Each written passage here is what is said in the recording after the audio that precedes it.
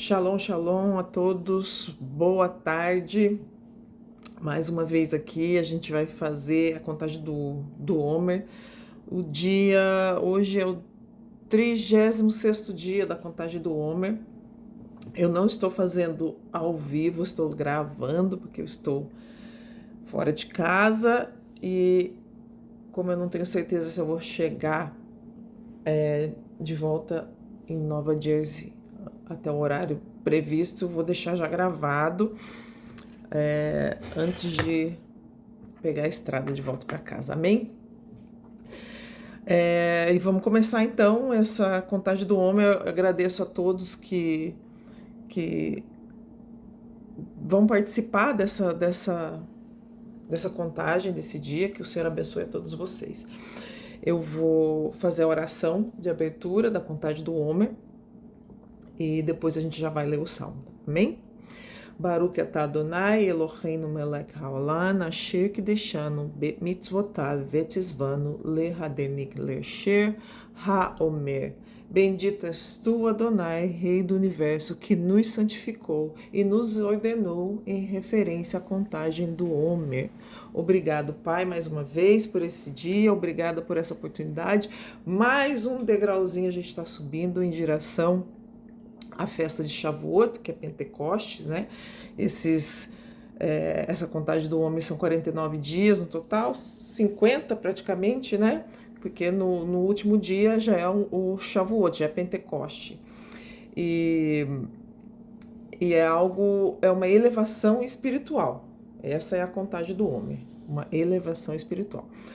Eu vou ler para vocês agora o Salmo 67, e diz assim: que Deus tenha misericórdia de nós e nos abençoe e faça resplandecer o seu rosto sobre nós, para que sejam reconhecidos na terra os teus caminhos, ó Deus, a tua salvação entre todas as nações.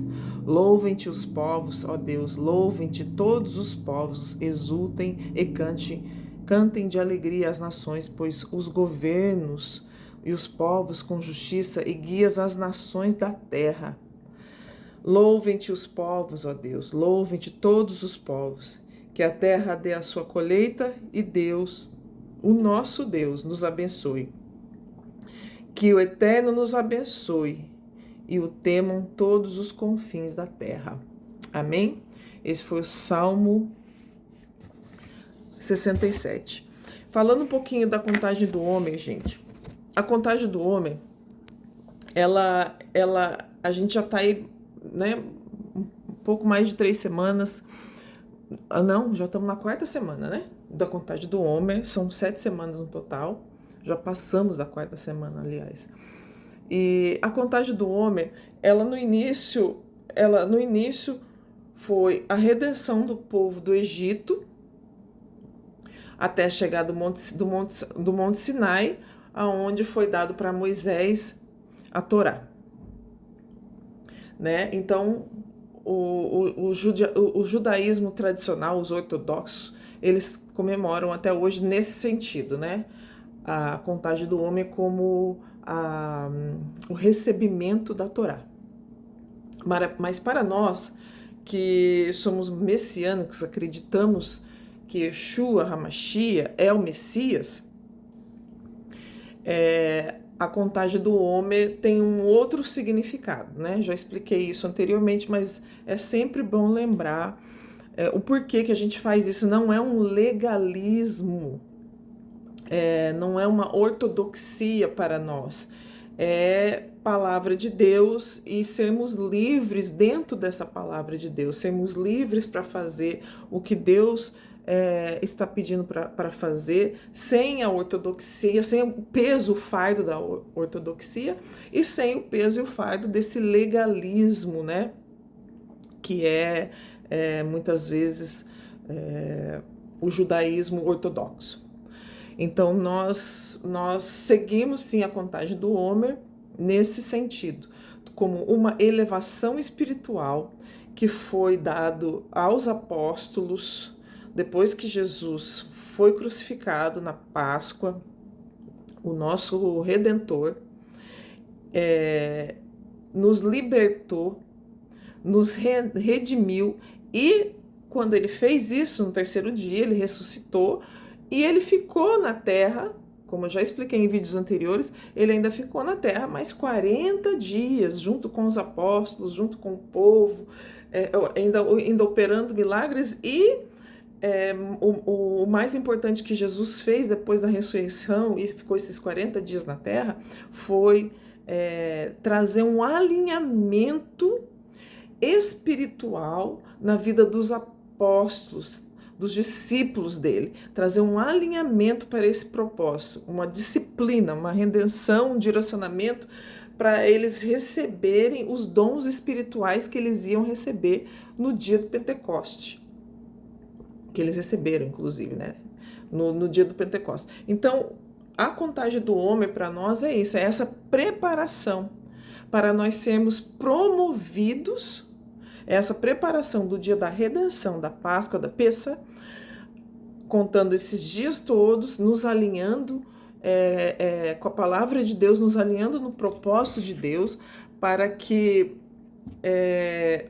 possamos receber uma promoção espiritual no dia do Pentecoste, que foi o que aconteceu com os discípulos. No dia do Pentecostes, eles foram promovidos espiritualmente, eles receberam dons espirituais. Então, isso, o propósito da contagem do homem para nós é exatamente isso. Então, não é só vir aqui, a gente tá, cada dia a gente faz um vídeo para mostrar para vocês sobre a contagem do homem, não só porque a gente está contando o homem, é um significado espiritual muito mais elevado.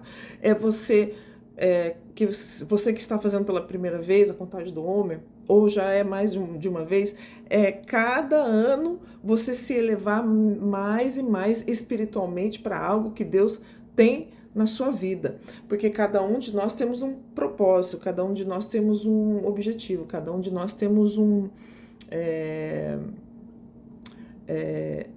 uma missão aqui na Terra.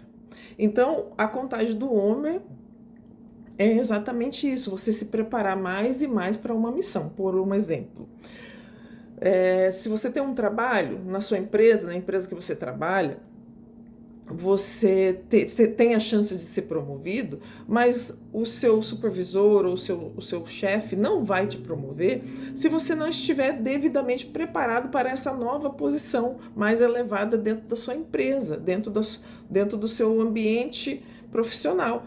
A mesma coisa na vida espiritual.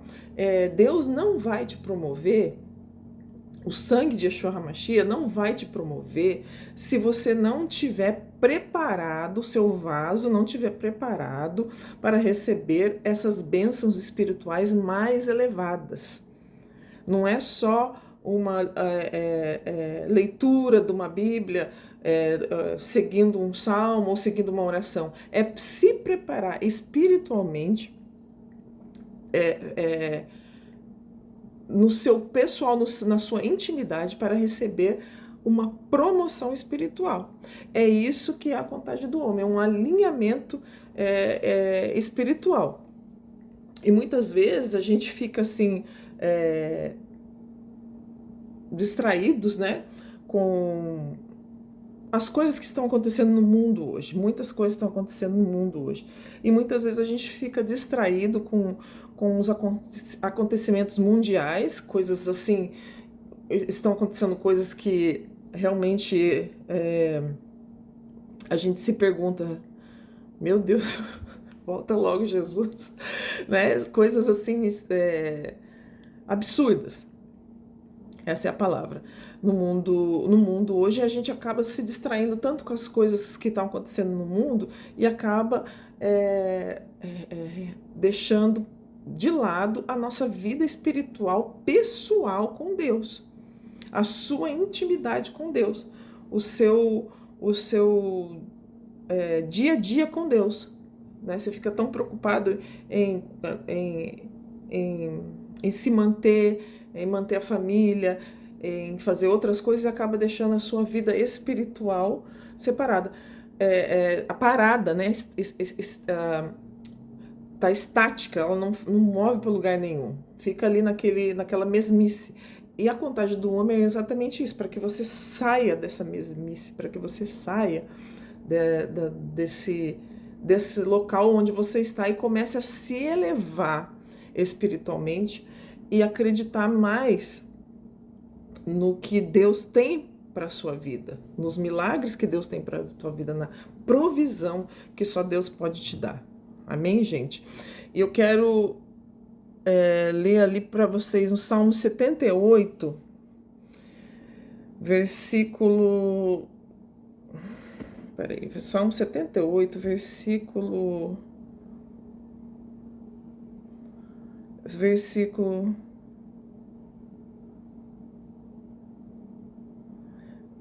Vou ler a partir do versículo 38, tá? No Salmo 78 diz assim, a partir do versículo 38 diz assim: Contudo, ele foi misericordioso, Deus, e perdoou-lhes as maldades e não os destruiu. Deus falando do povo lá no Egito, né? No deserto. Vez após vez, conteve a sua ira, sem despertá-la totalmente. Ali daí no versículo 39 diz assim: E lembrou-se de que eram meros mortais, brisa passageira que não retorna. Quantas vezes mostraram-se rebeldes contra ele no deserto e o entristeceram na terra solitária. Repetidas vezes puseram Deus à prova, irritaram o Santo de Israel. Não se lembravam da sua mão poderosa, do dia em que os redimiu do opressor, do dia em que mostrou os seus prodígios no Egito e as suas maravilhas na região de Zoar. Só até aí, gente, só até o 43. Então, o Salmo 78, eu li do 38 ao 43. E o salmista ali falando, né, do povo, a rebeldia do povo no Egito, do povo, como o povo tentou a Deus, como o povo irritou a Deus. E mesmo depois de ver tantos milagres, tantas maravilhas, eles viram, né, as pragas, eles viram todos os milagres, tudo que Deus fez, e ainda assim eles continuavam a duvidar, continuavam colocando Deus à prova, continuavam colocando Deus, provocando a ira de Deus, mesmo vendo todos esses milagres que Deus fez. A mesma coisa aconteceu em Mateus. Já vamos lá para o Novo Testamento? Vamos lá para o Novo Testamento, Mateus 13, gente, Mateus 13, versículo 58. Mateus 13, versículo 58 diz assim: E não realizou muitos milagres ali, por causa da incredulidade deles. Aí já Jesus, né? E não realizou, mas eu vou ler um anterior, tá? O 57. E ficavam escandalizados por causa dele. Mas Jesus, Yeshua, lhes disse: Só em sua própria terra e em sua própria casa é que um profeta não tem honra. E não realizou muitos milagres ali por causa da incredulidade deles. Então, aconteceu no deserto e depois aconteceu já com Jesus também. A gente, pela falta da nossa fé, limita o poder de Deus na nossa vida. Eles viram a Deus, o poder de Deus no deserto, aqueles milagres ali todo, e ainda assim eles limitaram e fizeram Deus ficar irado. E esse povo aqui andou com Jesus, próprio Deus na terra. E Jesus não pôde manifestar o poder dele plenamente em alguns lugares pela falta de fé, pela incredulidade. E é o que a gente vive hoje, né? Muitos incrédulos não crê no poder de Deus do passado mais. O que Deus fez milagres no passado, não acredito que Deus pode fazer milagres hoje. Né? E daí a falta de fé, a incredulidade limita o poder de Deus na nossa vida. E nós servimos um Deus ilimitável, um Deus do impossível, um Deus que não tem limites. Ele não existe limite para ele, porque ele é Deus, né? Eu estava conversando com os meus filhos semana semana passada no nosso Shabá, e eu expliquei para meus filhos, vai vir um dia que na escola que vai ter algum coleguinha, alguém, ou no trabalho, que seja, vai confrontar, vai te confrontar, dizendo que Deus não existe. E a resposta correta é confirmar realmente que Deus não existe. Deus não existe. Tem pessoas que dizem isso, né? Deus não existe. E realmente Deus não existe. Eu concordo com esta afirmação. Porque ele não existe, porque ele é. Só existe o que foi criado, e Deus não foi criado, ele cria. Então ele não existe, ele é. Ele disse lá na sarça ardente para Moisés: eu sou o que sou e eu serei. Então ele não existe, ele é. Se eu existo, se você existe, é porque Deus criou, né? Adão, Eva, e foi gerações e gerações e a gente surgiu, né? Então ele nos criou. Então nós existimos. O ser humano existe, o mundo existe porque ele criou. Deus não existe, ele é. Ele é tudo em nosso redor e tudo que a gente não consegue ver, ele é. Então é esse o poder do nosso Deus. É esse o poder do Deus que a gente serve, né, gente? E eu quero ler também para vocês ali em Abacuque. Abacuque 2. Deixa eu achar aqui. Aqui, Abacuque 2. A partir do versículo 3. A resposta do Senhor, tá? A Abacuque. Então o Senhor. Vou ler do versículo 2. Então o Senhor me respondeu: escreva claramente a visão em tábuas, para que se leia facilmente.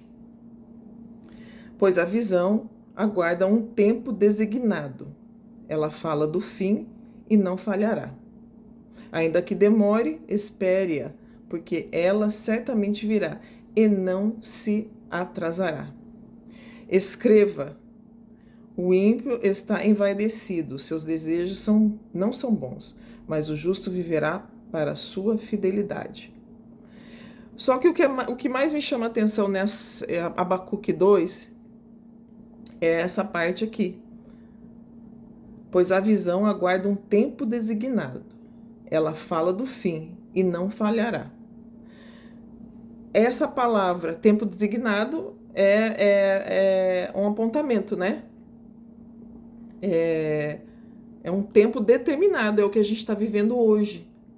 A contagem do Homer é um tempo determinado. A gente está contando os dias para um tempo determinado, que é Shavuot. É um tempo que Deus designou para liberar e nos fortalecer no nosso espírito. É um Moedim, né? Os apóstolos têm esse livro, escreveram esse livro dos tempos. Então, é um tempo, o Abacuque fala sobre isso, as profecias que Abacuque fala é do final dos tempos, né? Isso vai acontecer.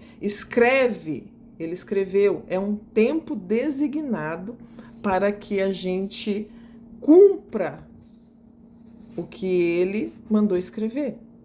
Então, a contagem do homem é um tempo designado para que a gente cumpra o que ele mandou escrever.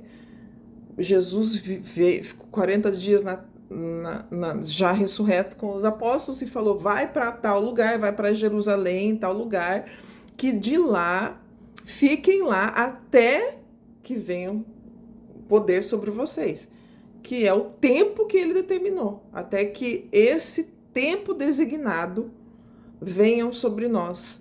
Então, aconteceu no deserto. Deus mandou todo mundo, tirou todo mundo do Egito, chegaram no Monte Sinai. No Monte Sinai, num tempo determinado, Moisés subiu o monte, ficou lá os 40 dias, recebeu a Torá naquele tempo designado. E por causa do tempo, eles não tiveram paciência de obedecer o tempo de Deus. Pecaram com o bezerro de ouro. E a mesma coisa agora, né? O tempo de Deus na nossa vida. Se você não tem a paciência e o entendimento espiritual de saber os tempos e as estações de Deus, você não vai receber a promoção e você vai cair em pecado. Você vai cair em pecado, você vai perder esse tempo. E o tempo está curto, o tempo está limitado para nós.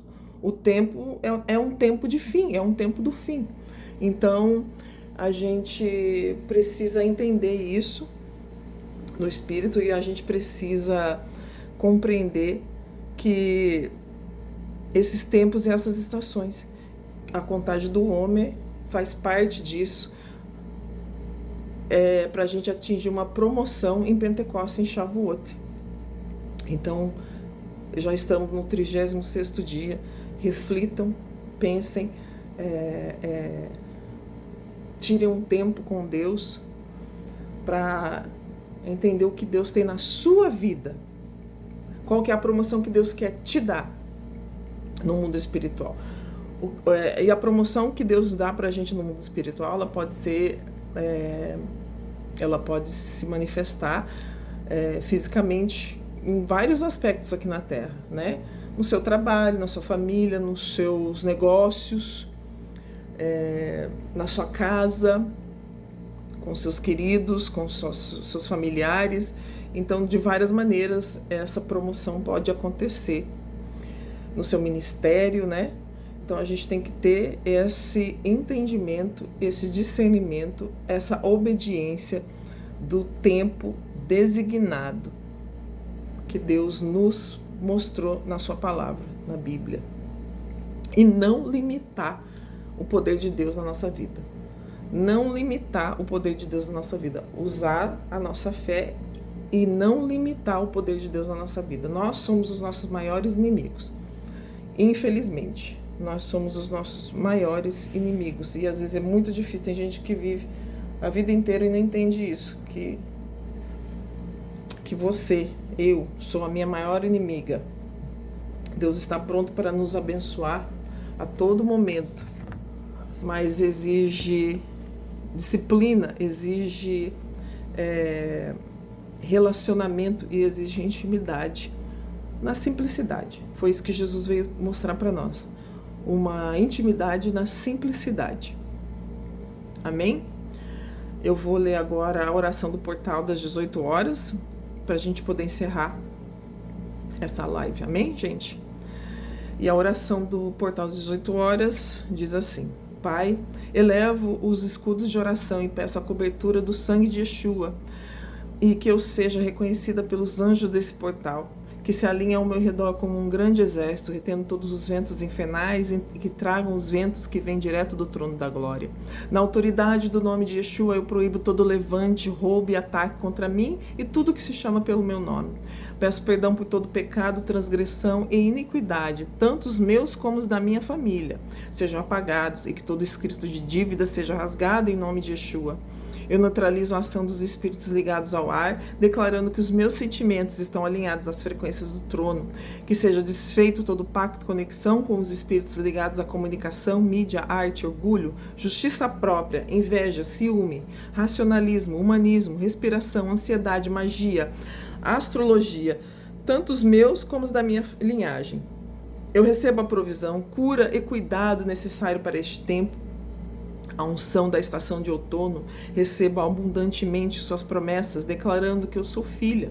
Expulso agora toda e qualquer influência da orfandade, bastardia sobre a minha vida e linhagem. Saio de toda e qualquer influência de Temis, Hades, Júpiter e todas as seduções e influência do sentimento de justiça própria, crítica, julgamento, insubmissão, quebra de aliança, autoritarismo, desonestidade, falta de integridade, falsa retidão, distorção de caráter, vanglória, parcialidade, indecisão, busca pela vingança, orgulho, arrogância, soberba, ciúme, inveja, autoritarismo, necromancia, idolatria, pactos de morte, pressão, homicídio, suicídio, incredulidade, avareza, disputa, competição, secularismo, mundanismo, hedonismo, amargura, pânico, depressão, melancolia, desgosto, tristeza profunda, pânico, angústia, falta de perdão, depressão, medo, paralisia e dor. Renuncio também ao pecado de não ser tratada por feridas, rejeição, desvalor, autopiedade, amargura, crítica, ira, medo, ciúme, legalismo e depressão. Ensinamentos humanistas, hedonismo, impiedade, carnalidade, manipulação, vitimismo, rebelião, quebra de aliança, autoritarismo, falta de arrependimento, religiosidade e distorção da verdade. Sincretismo, independência espiritual, imoralidade, bruxaria, engano, indiferença, egoísmo e ingratidão, religiosidade e rejeição à obra da cruz e ao falso profético. Submeto minha vontade à pessoa de Cristo, tornando a minha mente cativa a Ele. Que venha sobre mim a unção das tribos de Efraim, Manassés e Benjamim, pela qual serei próspera, curada e guardada sob o manto do Eterno. Terei meus sentidos proféticos alinhados e receberei o sustento do reino. Envie os teus ministros Lamed, Num e Samek, e com suas miríades possam ministrar sobre mim, guardando a minha vida, a família e tudo que se chama pelo meu nome. Saio agora de toda a armadilha do tempo, proíbo toda a repetição de ciclos e a operação de sepultura de Cronos e Kairos. Solto as amarras e lanço fogo sobre as minhas pernas para romper neste portal. Que a minha genética seja transmutada na genética do cordeiro e que todo traço de serpente e iniquidade seja extirpado da minha saúde, sentimentos, ministério, finança. Recebo uma nova memória genética declarando que a minha alma será realinhada à imagem de Cristo. Chamo sobre mim a unção da paternidade, pela qual chamo Abba Pai. Que todos os meus dons e talentos possam ser ativados para a glorificação do Altíssimo, o estabelecimento do seu reino, em nome de Yeshua HaMashiach, o nosso Messias. Amém, amém e amém. Amém, pessoal. Que Deus abençoe a todos. Até a próxima. Shalom, shalom.